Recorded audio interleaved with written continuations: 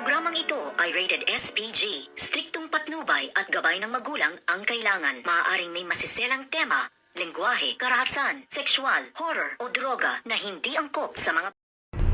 Good morning mga kachikas and welcome sa aking munting channel. Hindi nga matanggap-tanggap ng talunang si Joanna ang kanyang pagkatalo dito nga sa Restaurant Feud Competition, kung kaya't dito ay halos talagang nanginginig siya sa galit at sa inis dahil nga nang i-announce kung sino ang nagwagi at nanalo nga ng 500,000 pesos ay walang iba kung hindi nga itong si Ina at ang kanyang Shining Casserole Restaurant. Kaya dito ay hindi nakapagpigil ang bruhang si Joanna at sinugod na naman niyang muli ang ating bidang si Ina, at dito nga ay binigdi niya nga ito at hindi halos makapalag ang ating bida, at to the rescue naman talaga ito ngang si Yuhan dahil alam niya sa kanyang sarili na sila naman talaga ay talunan, hindi lang matanggap ng kanyang kambal ang kanyang pagkatalo. At dito nga ay nasabi ng ating bidang si Ina na tanggapin mo na ang katotohanan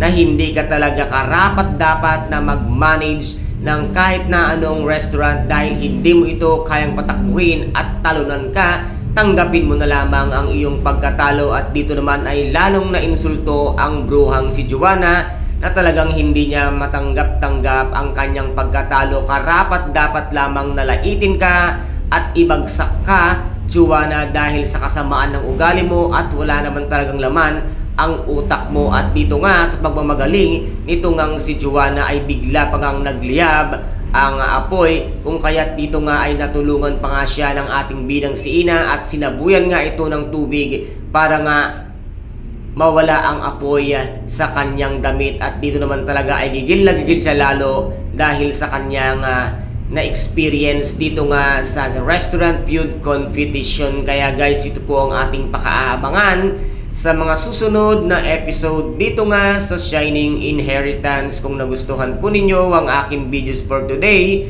paki-subscribe na lamang po ng aking channel, paki-like and share para maging update kayo sa lahat ng gagawin kong videos.